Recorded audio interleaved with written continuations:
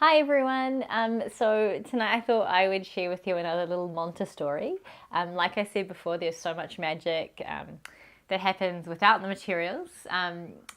But this story did involve a Montessori material, and I think this is another kind of great area that all Montessori teachers struggle with is, there are certain ways that we present the materials, and sometimes the children will get really creative with that and find different ways of using them, which is great. And sometimes that, develops into new learning, and sometimes it develops into a big mess and it's a work avoidance and we have to redirect it. But this one particular time, it did actually turn into something pretty cool. So we have bead bars in Montessori, which go from like 1 through to 10. And they use them to kind of make patterns with the multiplication tables, and I will show them in another video. I don't have them today. But what the children were using them for this time was they were using them to make ice creams. And so what they had a container that was like a cone, and they would make an ice cream flavor, say 52. And they'd have to put the amount of bead bars in there, and then they'd sell the ice cream flavor 52. And someone would check it and they'd write a receipt, and there was a whole little shop going on. So it was quite cool because they were finding different ways to make numbers. So I let it carry on.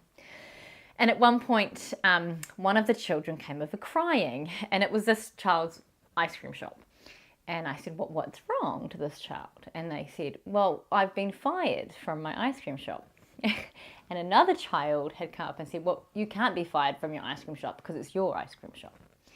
So I went over, and the person who had fired the child was saying, well, I'm going to start another ice cream shop, my own ice cream shop.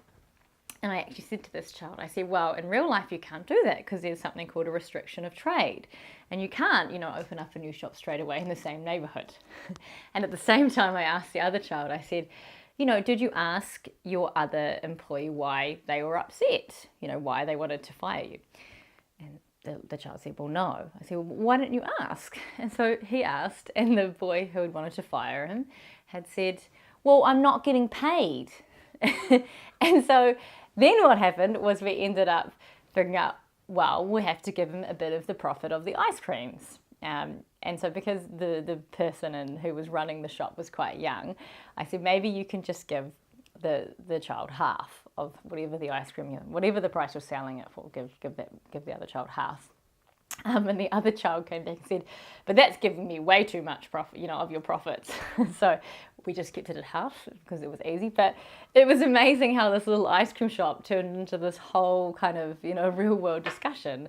And I just wanted to share that story because that's another example of how something that can look a bit like a game or sometimes a misuse of materials, when you add this kind of build this discussion around it, it becomes, a much more interesting learning experience, and it reflects real life in a lot of ways. So I hope you enjoyed it.